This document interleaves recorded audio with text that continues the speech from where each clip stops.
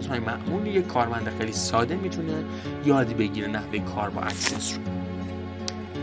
و بخش بعدی ما بقیه نرم افزارها هستن و به علت طولانی شدن اسمشون رو دونه دونه ننوشتیم و اینجا در واقع لیست کلیشون رو میشیم. وان نوت، ویزیو، پابلیشر و اوتلوک ما بقیه نرم افزارهایی هستن که استفاده شدن. باز هم از 3 بخش تشکیل شدن. بخش دو اول رو که می‌بینید، بخش دوم هم کارهای از قبیل طبقه‌بندی اطلاعات، طراحی پوستر، بنر یا ارسال ایمیل و بخش پیشرفته مواردی مثل مدیریت ایمیل، مدیریت جلسات، کارت پرسونلی، طراحی کارت پرسونلی، طراحی فلوچارت سازمانی یا سایر موارد. خب این نکته خیلی مهم در پایان بگم چه مواردی در اختیار شما قرار میگیرن و در واقع این آموزش چه تفاوتی با سایر آموزش ها داره. یک پشتیبانی سریع و دائمی در تلگرام داره که از هر سایتی و از هر جایی این آموزش رو دانلود میکنید مطمئن باشید آدرس ربات تلگرامی رو بهتون میدیم، میتونید مستقیم با بنده در ارتباط باشید.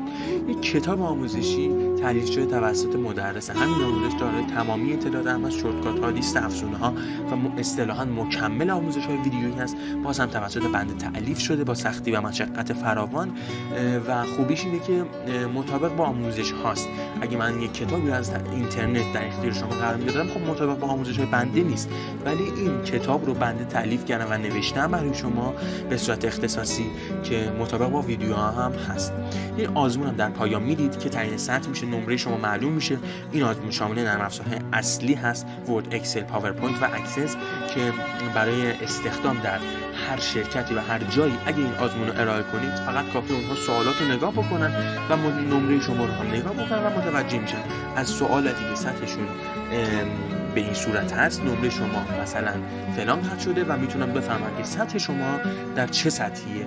و چون در بحث استخدام در هر شرکتی و هر جایی این که به ICDL در واقع کار با کامپیوتر و نرم افزارهای اصلی آفیس یعنی ورد، اکسل، پاورپوینت و اکسس مسلط باشید خیلی نکته مهمیه و میتونید به راحتی در مراکز استخدام بشید و کافیه بگید من از این دوره آموزشی استفاده میکنم. این باعث میشه شما از سایر افراد یک سر و گردن بالاتر باشید.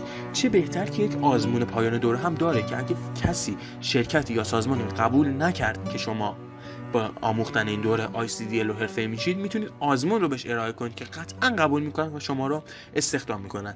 تمامی این موارد جزء همین آموزش هستن و هزینه جدایی هم نداره.